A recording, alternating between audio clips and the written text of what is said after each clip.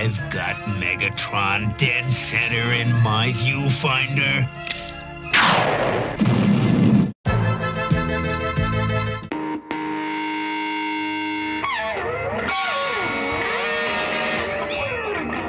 No, Cliff Jumper. Apparently you didn't. Okay, people, welcome back to another Fwoosh Weekly. Welcome back to you. Welcome back to me. As always, I'm Robo, and...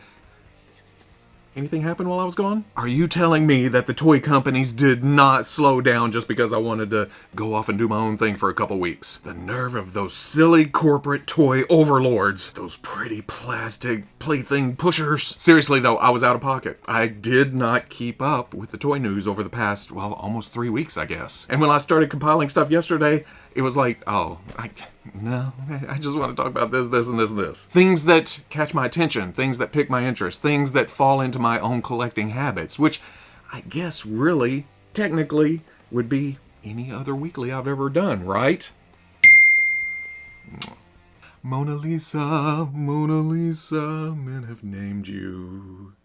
You're so like the lady with the mystic smile. I'm not really into art, or at least what most people call art. I'm more into real art. You know, action figures. No. That is just my way of admitting that I am an uncultured hillbilly who doesn't really have appreciation for what most people stand in museums and look at.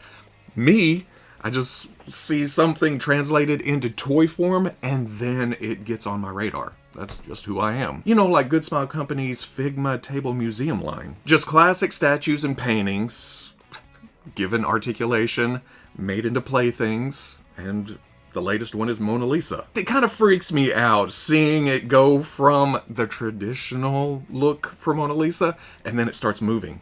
It tricks my eye somehow. It does help that Good Smile did an incredible job of the sculpt and the paints here, given that 2D form, 3D life. That's not even mentioning the clever picture frame and background where you can sandwich the figure in between and make it look like she's in a gallery, but then suddenly... why am I going to the ring? I'm guessing the chair arms are separate pieces, removable, but attached to the figure because they're in this picture, but then they're not in this picture or on the figure. And I don't even know what the hell's going on here. Is this some kind of camera trickery? Or does it actually display like this? Does the bottom half come off at a certain angle where you could still see the hips and then the chair?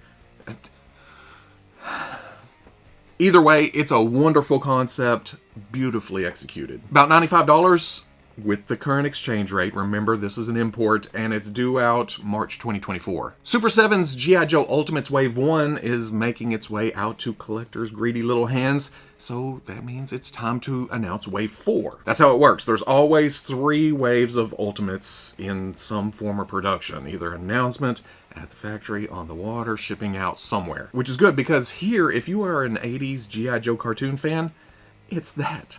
In plastic form. Baroness was in her blue suit for the first release. Now she's in her black suit, along with some alternate heads, one with a helmet, and then some very scenario-specific accessories. Now, it's been a long time since I've seen the cartoon, so I don't recognize any of these. But there's one of Gung Ho's accessories that snaps right into my brain. That toy tank is when they tricked Cobra into thinking they were surrendering, right? And that's a neat little deep dive that I enjoy with this line. See, I know a few things here and there, he says as he moves to the Zartan picture where I have no idea what that countdown thingy down there is. Something that does tickle the old nostalgia bone though, which is around some... right, we won't get into that. Something that is recognizable is Zartan's color changing feature. You take him out in the sun. Isn't that neat? Go back. And then to round out the wave is Stalker. Oh man, I love Stalker. And his military-issued rocket pack. Basically, it's bunches of fun, just like the cartoon, and that's captured in toy form. Will Super 7 be the first to give us the Fatal Fluffies? Wouldn't it be neat with the little ones and then the postcard from Cobra Commander that he signs, calling his shot, and Joe's are just like, huh, Fatal Fluffies? from Cobra Commander, could these be... Ah! Fun, fun, fun. $55 a piece, or if you order directly from Super 7 for $220, there is a super duper exclusive weapons pack. What are they calling it? Bonus battle gear pack with extra weapons for your Joes and Cobras. Estimated ship date, January 2024. If you prefer your G.I. Joes more serious and covered in cloth, Mezco has you covered. Slowly but surely. The latest addition to their 112th collective ranks is Storm Shadow, and it's a nice mix of traditional and tactical. I'm seeing some not liking the white gi with the black armor on top of it, but I'm a sucker for that kind of thing. What can I say? It makes a nice contrast. Like, Storm Shadow joined Cobra with just the white suit, and then slowly he added. Destro's like, hey, how about some of this? Here you go. And Storm Shadow's like, oh, I could protect myself a little bit better because I'm out there with swords against guys with lasers and bazookas and those kind of things. And it wouldn't be Mezco without an array of accessories, including 3 heads, a heaping helping of hands, throwing type weapons with effects, swords, bow and arrow, quiver, sai, nunchucks, scythes, and more throwing stars. It's a bow staff short of being a one-man TMNT, and I hate that thought jumps into my head, but these days, with so many companies making so many different iterations of Teenage Mutant Ninja Turtles and G.I. Joe and ninja type characters, it seems like I can't look through any accessory bag without running across some kind of ninja weapon, some sais, some nunchuck, some swords, some whatever. In fact, it'd be pretty cool to make a running list to get exact numbers on just how many of those weapons we've gotten in the past 10 years or so. For this set of weapons, and the included figure, it's Storm Shadow, $95, due out late this year, early 2024. I've told this story several times, so by now you know that I don't have a lot of experience with the old LJN Dungeons & Dragons line. So when NECA announced that they would be doing updated versions of those characters, I was kind of in the dark. It was just like, well, okay. But Veebs was excited, and the more he talked about it, the more excited I got, and the more pictures he showed, the more I was interested. Until he hit Zarek, or Zarok, or Zarak, whatever. It's this guy. That sparked a memory. It was just like, I had that figure. I didn't know it was D&D back then. He just kind of tooled around in Castle Grayskull with Masters of the Universe and a generic vinyl 2-headed dragon. Oh, more memories. Stop! So I thought, I'll grab Warduke and Grimsword, and hopefully they'll announce Zarek. But it seems like they'll probably wait for it. Nope. He was in Wave 2. Here he is. This looks fantastic. Kind of that 80s guy in scary latex mask running around a cheap B-movie kind of thing that totally works. Because it's the 80s. Look at it. Pure nostalgia injected straight to my heart. I didn't know I needed this. I had forgotten about that figure until I saw it again. And then, like I said, just right upside the head. And now I need it. Oh, and there's Strongheart too. Whatever. No. It's weird that NECA went with this kind of imbalance of power. Wave 1, 2 villains. Wave 2, 1 villainous type character, 1 hero. But admittedly, when it comes to 80s properties, the bad guys are always the fun team to look at, right? They get all the spikes and the wings and the weapons, and then the good guys are knightly and shiny and virtuous, and oh, that ain't fun. Give me some bad guys. $38 each, should drop in September. I forgot to mention that NECA may be announcing Wave 2 right now because of the release of Dungeons & Dragons Honor Among Thieves. And when it comes to that, you know, Hasbro wasn't going to pass on the chance to show new toys for it too. They are making figures based on the movie itself and own the license, right? 2 weeks off will do things to you. Like, who cares about all the technical aspects and who owns this and whatever? Just show me some plastic. And that's what they did. Some pretty plastic. Remember, I wasn't big into Dungeons & Dragons, but like Warduke, the Beholder is one of those recognizable characters that you go, oh yeah, okay, D&D, I get it. Well, I think this is a Beholder. They call it Xanathar. And I can already hear, stop. I can already hear you warming. How dare you, you son of a bitch. Why don't you do some research before jumping on the internet and acting like you know what you're talking about? The thing about that, I never act like I know what I'm talking about, right? I'm just looking at toys that catch my eye. Saying all that, I don't know the context here for the pile of gold and the fishbowl with the little fish swimming in it, but it makes for a neat presentation. My first thought was, why isn't it floating? And I don't think I'm alone there. The pile of gold does its job to keep the figure from rolling off the table, off the shelf, off your display. But man, a flight stand would have been pretty sweet. Get it up off the ground. I do like the moving eye feature though. I guess you have to reach into the mouth, dental style, and just flick around in there. Move the eye. I think it goes up and down a little bit, but mostly side to side. Give you that, What are you doing? In my mouth. For the Displacer Beast, not gonna lie, first glance, I thought, well, they just stuck some tentacles on Guinevere, didn't they? But no, there's extra limbs going on here. Hasbro's been knocking it out of the park with their animal type action figures, and this looks to be more the same. I mean, Guinevere's good. This gotta be doubly good, right? Last but certainly not least is another owlbear. I say another because a couple of weeks ago, maybe a month, they showed a white version of this figure. And at the time, I think I even said out loud, wish there was more paint to it. Bring out some of those details. And ba-bam! I wish someone would drop $1 million on me right now.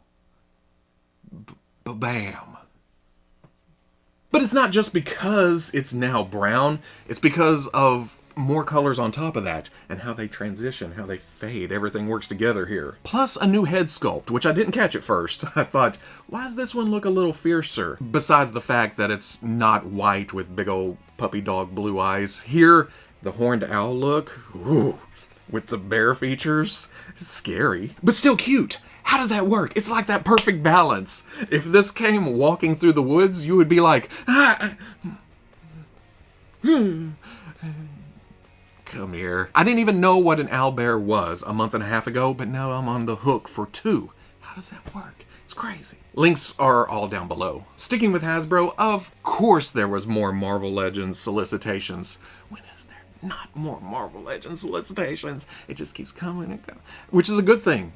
That means there's a little something for everyone. If you're into modern, there you go. If you're into classic, there you go. The movies, the cartoons, Now, some of these were already revealed, but now getting pre-orders, and some are newly revealed.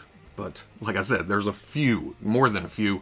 Let's rapid fire this. First and foremost, the Avengers 60th Anniversary Iron Man Model 1. Whoa, this trash can looking bastard who can actually move. It is really impressive, and one of those figures that I've wanted to replace the version that's in a tub somewhere. I don't even know where it is at this point. It's just like, you're old.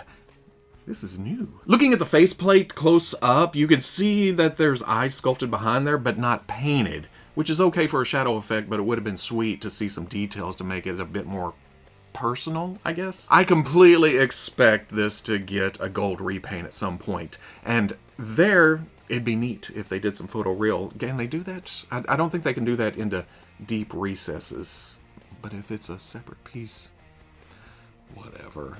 For me, I like the raw bare metal look, but that's not saying I'd pass on a gold version. Boy, we're rapid firing the hell out of this, aren't we? I haven't rambled in a couple weeks. I'm feeling, yeah. One of the 2 packs we knew were coming is the Hulk and Banner pack, kind of that first appearance look.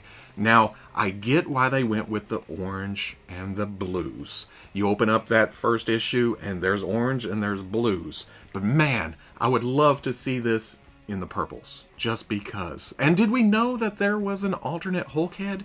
Did they say something about that? I guess I didn't notice it until the solicitations came around, the new pretty promotional pictures. That somber look, that's what sold me. I'm okay with Hulk being angry because it's Hulk. That's his default mode, right?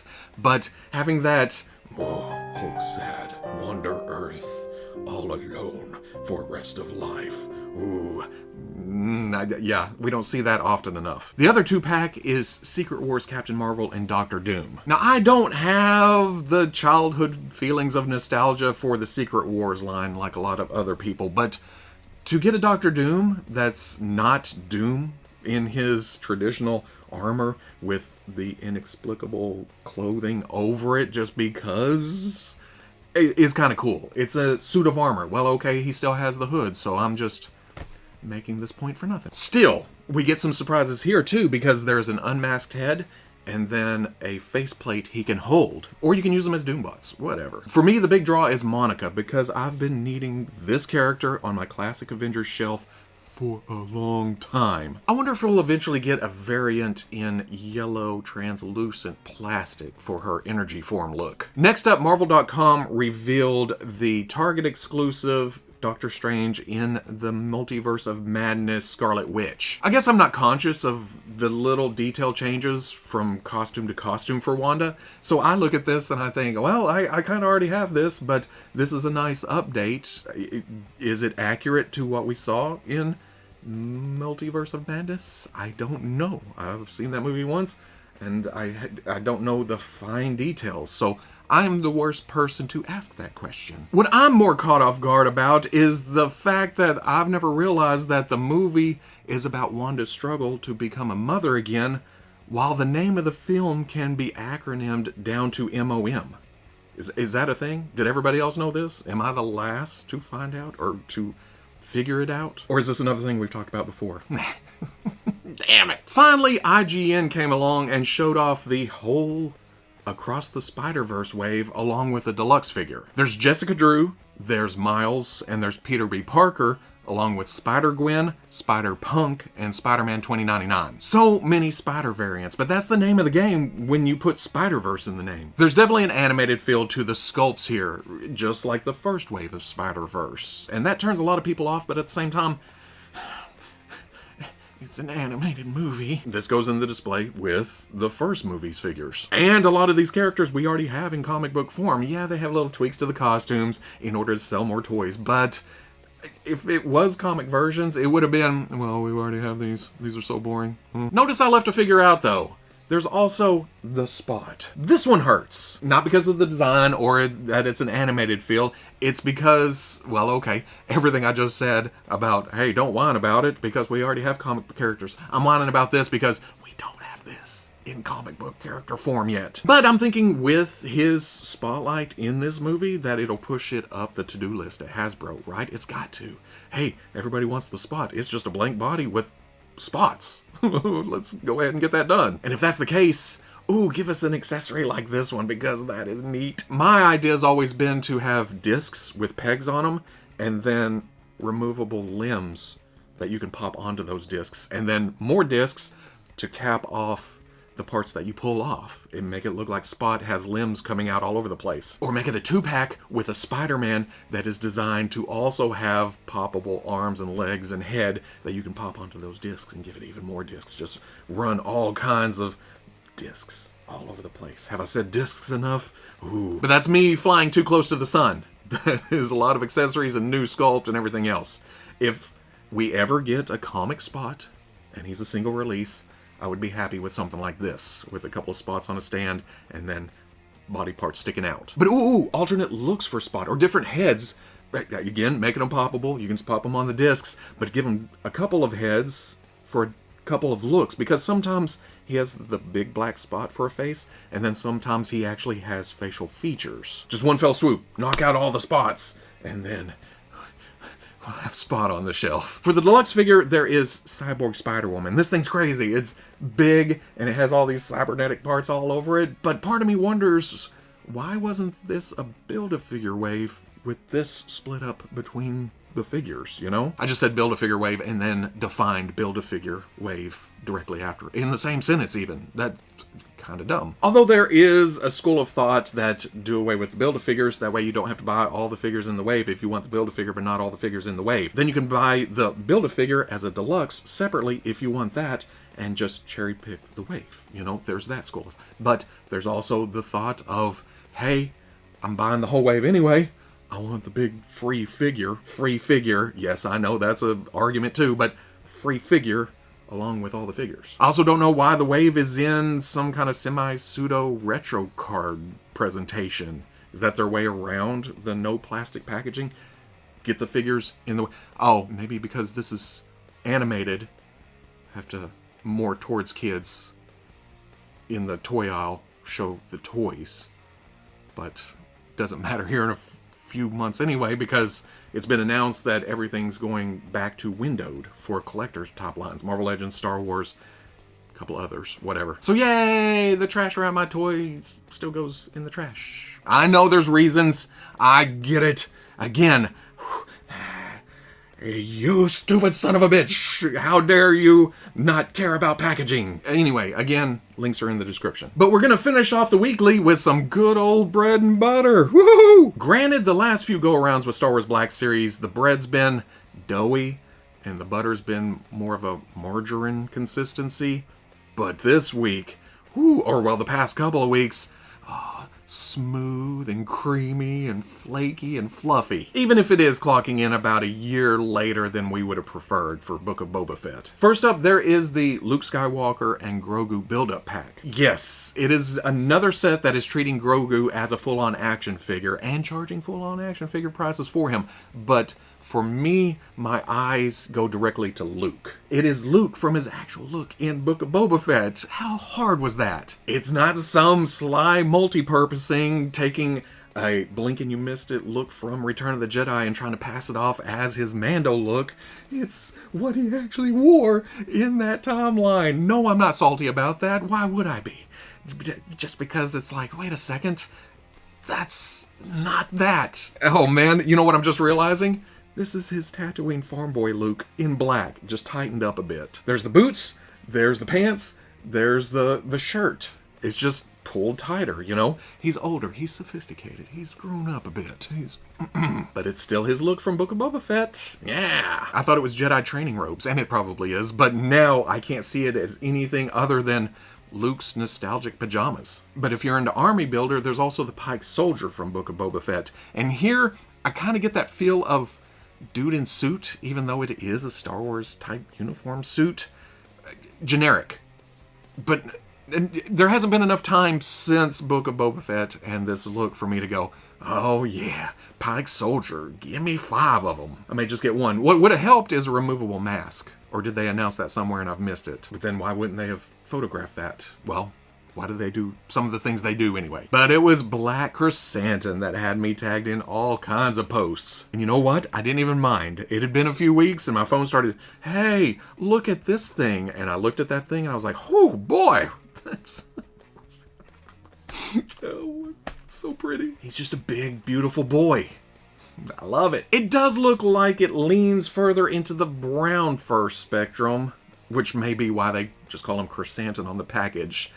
But I'm thinking, or I'm hoping, it's a bit more dark in person once we see the actual figure. Oh, and he doesn't look comfortable holding that rifle, but that was to be expected. The size of the rifle, the sculpt, the Black Series articulation, it was always going to be, what do I do? But he's still going to be looking like a badass on my shelf. And yes, I'm getting this. A few comments was like, well, how's that custom treating you? And I'm like, it's treating me just fine. I had fun building it. That was the whole point. I didn't make it expecting Hasbro to never make a Black Chrysanthemum, especially since they announced this at San Diego Comic-Con last July.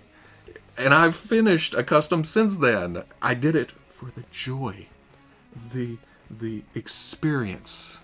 And now I can buy an official one that I can play around with and stick, pow, pow, pow. Take that, toys. Best of all, though, this shuts down the whining about the first Black Chrysanthemum figure. Oh my god, that's not what we wanted. It's just a repaint of Chewbacca. You know how he looked in the comic books in a comic book type action figure subline? Yes, it was accurate, but this is his look for the other half. So everyone's happy, right? Everyone can be joyous. Just, yeah, we got what we wanted. And now we're going to go have dinner and go to sleep and get our 8 hours and then wake up tomorrow refreshed, loving life, just getting on the internet and spreading peace and love and joy. You got a lot of weight on your shoulders, Chrysanthemum. You better get out there and do your thing. The Pike Soldier is $25. Luke and Grogu is $44. And then Chrysanthemum is $32, which, comparing to the build-up pack, seems like a hell of a deal, right? It's a big old Wookiee. Links are in the basement of this video. I don't know how else to say it because link in the description, link down below. It's down there. You'll notice the weekly is back on Saturday. Ho-ha! my wife changed jobs again, and now she's back to having every weekend off. So, record on Friday, post on Saturday, cycle starts again. So no conspiracy theories that, oh, really must have sucked that you went to Sunday, huh? You pissed off a bunch of people that liked your videos and they just went away. You're trying to win them back. Numbers stayed the same. That doesn't even matter. This fits my current schedule. But as we know, conspiracy theories are just an excuse to talk shit, while under the safety of, well, I was just theorizing. I don't know why you're so mad about it. But that also means that I'm going to miss some Friday news. Well, right now, Star Wars Celebration's going on. And I'm sure some news is going to pop up before this video posts. Why didn't you talk about this, you son of a bitch? Because it was Friday. It was after I recorded, or I don't care. It's getting harder and harder to talk about stuff I do not have any interest in. So, I don't. And that's with more than a few lines. I'd rather talk about stuff I'm into, that I collect. So, there we are. Whether you like that or not, I'll still be right here, catching you on the Fwoosh.